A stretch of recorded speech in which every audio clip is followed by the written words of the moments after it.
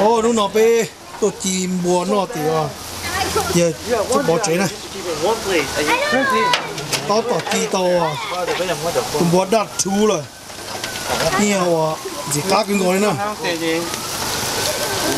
tôi thích tổ ba thì cái này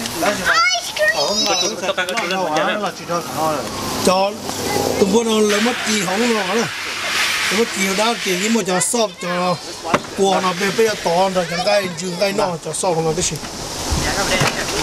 ôi tao lười à mất xe mất bạc xe rồi rồi tao tỏi một cho qua họ chỉ đầu kia lúc phía đi bê bê to họ qua thế để tôi chè chứ một đĩa chè chứ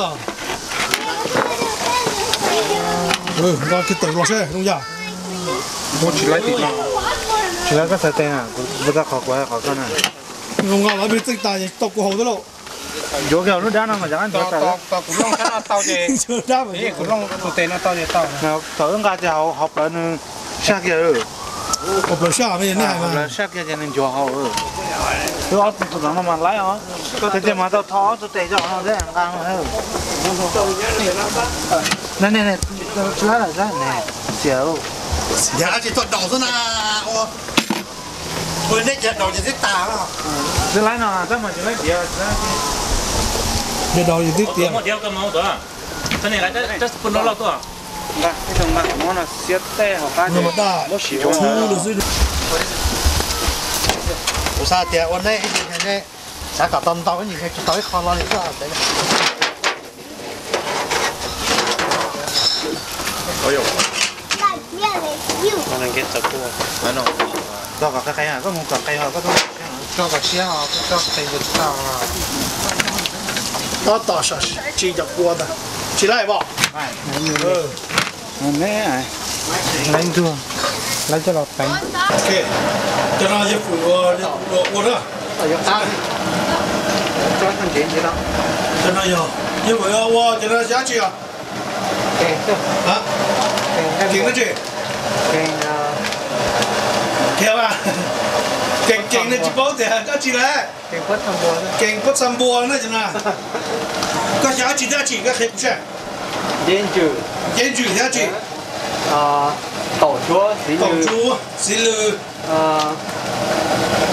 bắt chơi thì gì bắt chơi liên à bắt chơi liên hả cầu bắt chơi liên thế họ có gì đâu phải đâu một trong ồ có một súng là tông la cái đó là giờ mà giờ tụi mình professional của tàu hòa wow cái còn là sao nó chỉ được trong cái giá thay tụi con chết quá giờ tụi con cho đi á tụi con chết quá giờ tụi pro đó phải giờ tụi của tàu lá là tiền giờ bao đỏ không đó là của kèn của su cho nó giờ lấy tiền vặt cho là giờ tụi cái tiền của cái thằng này để bao su là tiền của cá đi chả giờ này bên mua nó mà họ chỉ bên hay cái giờ tụi qua bên nào giờ này giờ cứ tụi chơi qua chơi nọ nè chơi vàng cho rau mồi qua đi chả này giờ học cá hình giờ cho qua tàu lá là tiền nghi bao đồ nữa này giờ lấy tiền bỏ là trong xe sa của tôi giờ mua lá hạt là gì cả cái gì bây giờ bây giờ bây giờ muốn lên tàu xe nó có tí tôm của tàu lá nó có bùa cả lấy chả thế tôi mà tỏi lát tỏi lo à không to thế không to à kể chuyện mất tụi này cho chị uốn sao à cứ tin nhau thì hay đấy nó mà giờ thì tàu xe giờ thì cứ tàu lá là lên thì nhẹ cho chị tàu uốn hút đấy nữa giờ tàu xe uốn nó là ok giờ cho kèn nó như cá nè bên mong thì kèn mua thấy để chừng đó cho chỉ tông đồng nhá chỉ tông nè chỉ tông đồng giờ chỗ lọt đó nó để cho tay nữa nè giờ cho thằng chỉ to sẽ xịn mua cho chỉ tông đồng nó cho nó không ơi chỉ tao đồng đó chỉ tao vậy chỉ tao này giờ ô lù mông này đi à ô tao sợ xịt tao đó chuyện chỉ tao đồng chỉ tao là chuyện chỉ tao đồng vào đấy nè 今年我拿一姐姐我，用那什么我妹姐就来了。 ô giờ nào là cô sạch sạch cá tầm bộ thế à cái đấy. ồ cái nó chừng cái tay nó ô giờ con ấy chủ chu lên châu chỉ trâu số mông liền số tiền nó tới nó thế li đây còn nhẹ hai thì tiền là chẳng cho pan lưu đi sạch cá thì tiền này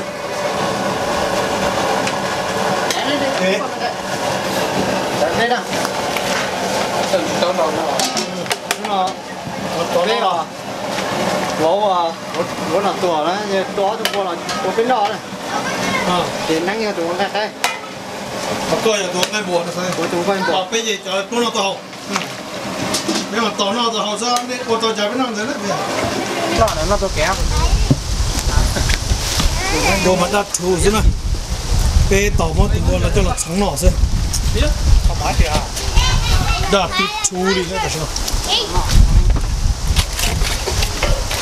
đặt thì cho làm bò mềm nó chỉ cá như là tụi bọn nào Cho họ nhau đầu. ta sẽ nó bé to to sống tụi bò gì nữa này tôi thấy cho tụi nó giờ ba thế vào khó là thế tụi này vừa chắc là pleasure to meet you Pleasure to meet you. pleasure to meet you nice to meet you wonderful day bò mềm là chi nó mà chỉ cá cái ngồi đấy là chẳng bò mềm nào chỉ biết nó chỉ to không cái chậu chỉ chậu mua rồi mua cái cho lâu to to gì nó I got nephew right down there right now. Wally gave a presentation once at the university herself. nice you live right there Right there. have a nice beautiful yard Yeah, a nice some day to great enjoy. neighbors. nice day to enjoy the backyard right yeah okay yeah rồi yên tâm yeah I will Nhìn nó có gì thế Mika? to to nó bé ta câu được lại to nó rong nó they are just about to prepare the foods right now almost ready so we just have this first and when they're ready we eat it Oh, okay. câu nó chỉ cá cái ngồi nó giờ câu right now này it's about chop it right now right there the roast one yeah they cook right from that one Yeah, I got a peek at it this morning. yes giờ cho bò tụ nên bờ cô tôi ăn chuột bé thế còn Always, cho bên nó câu luôn nó gây bò always. Yeah, the sea still got off tôi like nhớ cả tua cái gọi là gì cái tôi tôi nhớ số à nó là chỉ là giá sáu cái tôi là chỉ là giá sáu cái tôi bé hậu nữa sao bên nào là cái to to sao xịt mới chẳng cái là chuột đã khiến bạn làm gì hay tôi lấy thế ạ tôi lúc vậy đun tia liếp plong đặt chú rồi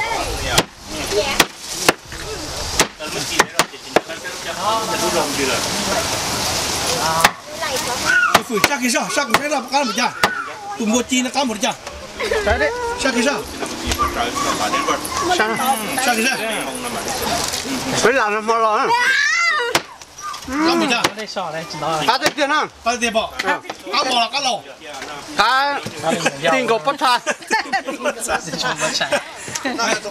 nó cái Giờ thì thế từ sản năm bữa chi thì tao bé bé mà chi rồi nó tao. ok giờ bé chi là chi lẩu luôn à nó giờ lên từ sát chi là giờ nó chỉ tôi dầu bé á chỉ dầu bé là bé cả thế này bé to to chi là chi lẩu luôn nó là luôn dù chi là này có thể không biết trong lòng chi nó tỏ camping nữa lúc nào giờ lì xong bây giờ chi nhất là camping bây giờ một cái mua xong nè bây giờ bao lúc nào một chi tôi nhớ là tỏ hạt giống nọ mà chỉ là cá cha lì xong ta là nọ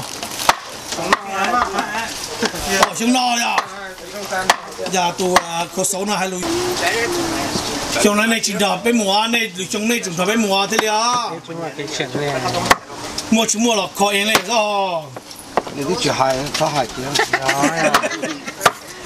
giờ mà bé một ta chứ hay là nhân丑đó lì xong cho Mà sơn thế gì? bà sơn đấy xí kia yeah yeah this is a chicken yeah你说够了天接了 để sao nên tôi tỏ giờ nên tôi tỏ sai đi bỏ 接了呢接我走了这小人闹呢接了我走我走我走呢我呢我昨天说的接我一种骨头了接了了走给 Chắc mà phải sẵn nè. yeah 我走呢这sau đây chờ tôi 3 này cái tiền tao nó này Lọt trên được lọt này. Lọt. Ok. Yeah, right. nhất theo thì đó tay tôi đó sụp mà đó Yeah. Tao xin nào pe nó mỏ lại nè, cái nung nào pe. Giờ lâu của thia. yeah this poor Giờ lâu if you trộn like lại it this is a bây giờ lại fish cứ vô sauce tới tuần bò tua. you can just put it over on the top like that marinate to it Giờ này nung nào pe tôi nó này, giờ sắp bỏ cái bò sắp bỏ người lúc chế nè, chỉ cho món này giờ.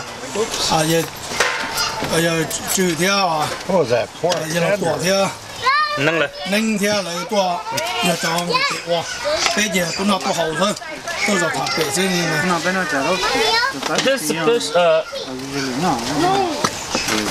the roast one. The roast one, this one. cho nên những người mua đó Remember. nó để nó vào cái trong cái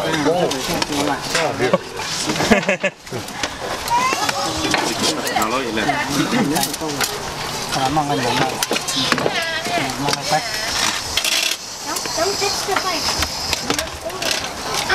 đã bỏ thử chân này rồi nhanh chứ mới chạy trong này Bao nhiêu thế?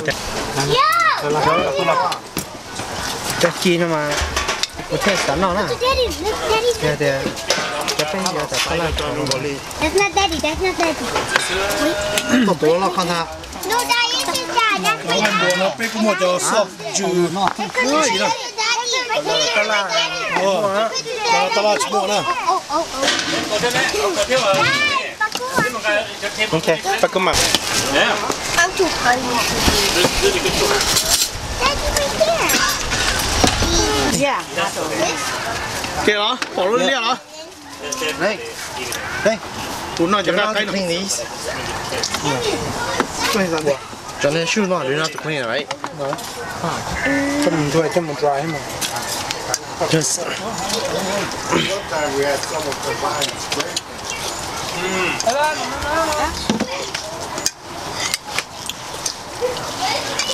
đã lên nó chim tung xài nó cho đâu cho nó đó chỉ nó sticky rice nữa gì à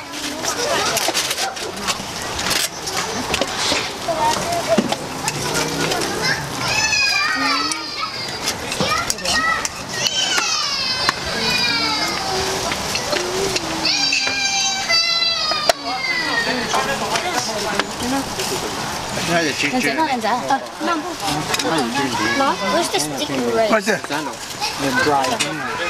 I mean, will it smell from that?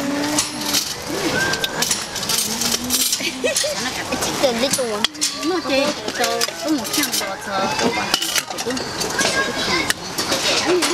mình lại không ai biết được ok vẫn chỉ có thể ít cái của nó chế này cái của nó chắc à lo nhá lo à lo có một thứ là nên chơi chỉ tóc à Dạ đây. nó lại bé nó lại Good job. Đúng rồi. ok thay con lấy đầu phải cho cô khác ôแต่nó lại bé nó tung là bé vào con nó rồi cho khách thử cho con ngon hết ta cũng chỉ xả tiền trên là vô hậu cho cái gì luôn rồi đây nó thì nó chỉ cho cái gì Rồi. Phải cho coi là nó là. giờ bác cá thì giờ ngay chi là bác cá để cho Ô, cá cần gồ nè. Này chỉ tàu cá cứ liền nè, trong đó nè. Some fish sauce. sao thế đi sao cá đi à I never heard of such a thing. Chả nói chuyện tứ ở món sao ta lên là. Really good. Yeah. Cá cứ liền. Cá cứ. I said barbecue sauce. Yes. Yes. giờ cái này giờ ngay là bác cá đi chả thế à Cá. Nhật cá gì cá gì cá thọ cần gồ lên. Nó tụi mình ra. Bên nào cá Nó cứ. tụi mình ra. con nó à con Đây giờ là Nó sao nó. cái nông dân này thì bên này nó rồi bên đó rồi nó cá đi chả nông tell us how the food is. So we can record it for Labor Day history. Very good. Yeah, food is very good. The fish sauce on pork I never heard of before. That was really good. The soup is hot. Soup is hot. Clearing out my sinuses. Alright. This is my neighbor. Our neighbor. Yeah, my neighbor. Okay, đây giờ. Yeah. Giờ tụi neighbor nhớ là lúc trẻ tụi nó xin rồi. Giờ tụi nice neighbor hình. Cái tình cái này tôi sao nè bác cá thì à? 我都那加更高嘞。cá cưng gọi lên bọ giờ lọc cái này ตัวกาเกะลูกปลา có tài hơn đi chúng mới hàng cá chị bây giờ cá tàu đi làm nào มันมาตาน่ะ 但他阿带了 เขาปอเต็กผมมาตากูปลาดูอินดูนะ ok này giờ lọc cái này ，cá cơm， ก็ตัวเป็นหน่อยนอกcá cưng gọi lên làนู่นนอนได้จีตรงบนเป็นนอกcá cưng gọi lên là 我主要是那cá的弄些是。 dạ dạ cái con này He's the planner. He's the planner. He's the idea. He said, okay, let's come over to you. này này nó cá này giả sử ô sao cái tụi con tao cái sao cá cưng đó nó cái thành cái tao cái sao cá một giả sao cái sao cá một giả cá một con nhu thế từng nó cái chuyện như thế từ đấy ấy cá này nhu thế từng nó bỏ nữa tại này nó把cá này giả thế à cá sập lưỡi thì rồi chỉ cầm mất sạp có chơi thế à giờ cá nó luồn xì nhau luồn xì này khó kỹ trong xe hành nhá cá tại này cá cưng cơ Khóฝึกวันนี้ cú chè ít chè đó กูเหรอ tiếp bên này chỉ cũng lia kia là giờ แต่นั่นเลี้ยๆเลยก็จะก่อตัว cho nên là đấy ít chè mà có ít chè chỉ có đấy á cũng mà thực hiện nên sẽ cũng đã mà nhỏ nè จิตโพ耶กูอ่ะ cho nên cho nên bên nào nhưng mà có là cái chỉ bao đi tập đi bài chỉ bài กูจิมาเยอะ กู จัง จะ นะ ก็ยังไม่ชิดเจอเลยเท่าก่อนนะ กูจิมาเขาเจอมาเลี้ยๆแต่คือกูจะเขาเจอต่อหังน่ะจะกตีนเรากูจะได้พาเขาตากูจะให้ชิเขาเลยกูจะยังมาเลี้ยแต่คือแต่ตื่นใจเลี้ยเด็กก็เจอหลังตาเนาะมา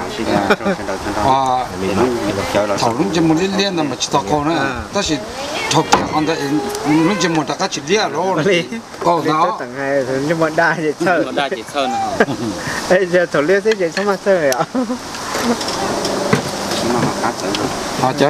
cho nênว่าchỉ chơi lên bé cho nó ta chỉ có đó cái chỉ có cái chỉ thầu mua lên